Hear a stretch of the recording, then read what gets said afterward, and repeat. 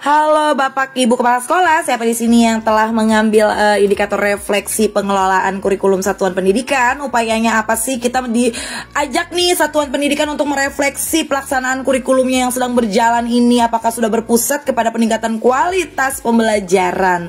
Nah, di sini sudah dijelaskan bahwa kurikulum satuan pendidikan itu memuat seluruh rencana proses belajar yang diselenggarakan di satuan pendidikan dan sebagai acuan seluruh penyelenggaraan pembelajaran. Nah, untuk menjadikannya bermakna, kurikulum satuan pendidikan dikembangkan, dikelola dengan mengacu kepada struktur kurikulum dan standar yang ditetapkan oleh pemerintah dan menyelaraskannya dengan karakteristik dan kebutuhan peserta didik satuan pendidikan dan daerah. Nah, sekarang ini acuan dari pemerintah itu kurikulum apa sih yang sedang berjalan ini? Adalah kurikulum Merdeka.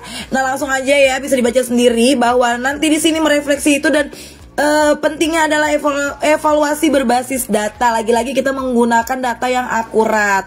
Nah, penguatan pemahaman terkait perencanaan dan pelaksanaan kurikulum Merdeka sendiri itu ada di sini ya. Pemahaman mengenai perencanaan dan pelaksanaannya itu kurikulum merupakan kunci agar implementasi kurikulum Merdeka dapat sesuai dengan tujuan yang ingin dicapai gitu ya.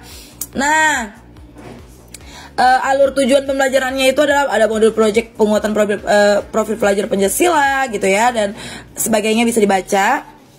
Lalu ini adalah transformasi satuan pendidikan itu loh dalam Merdeka Belajar. Satuan pendidikan berpihak pada murid, satuan pendidikan mengembangkan budaya refleksi dan menciptakan pembelajaran yang nyaman, aman, dan inklusif, dan selalu mendapatkan hasil belajar murid yang terus mengalami peningkatan gitu ya, fondasi seperti literasi, numerasi, dan karakter.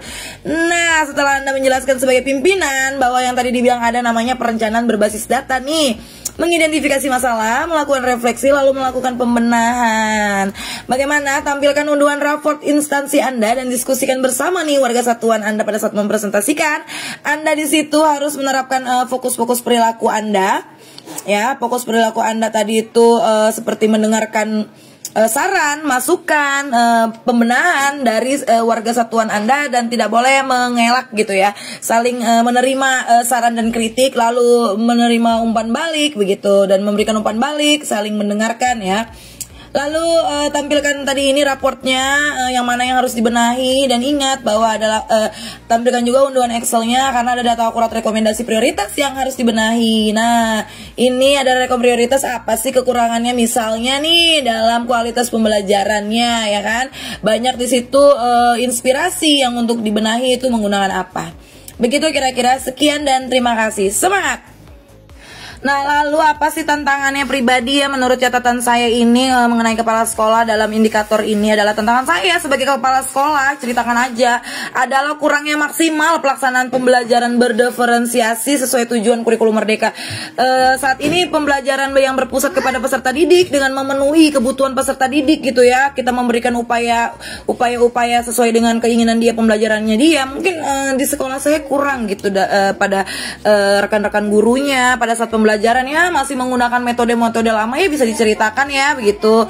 Nah, terus upayanya apa ya? Menambah ilmu saya dengan mempelajari topik di PMM gitu kan, melaksanakan supervisi dulu sambil curhatnya apa aja sih yang dikendalakan dalam menjalankan implementasi kurikulum Merdeka ini gitu kan. Dan banyak lagi catatan-catatan itu yang ada di sini. Oke.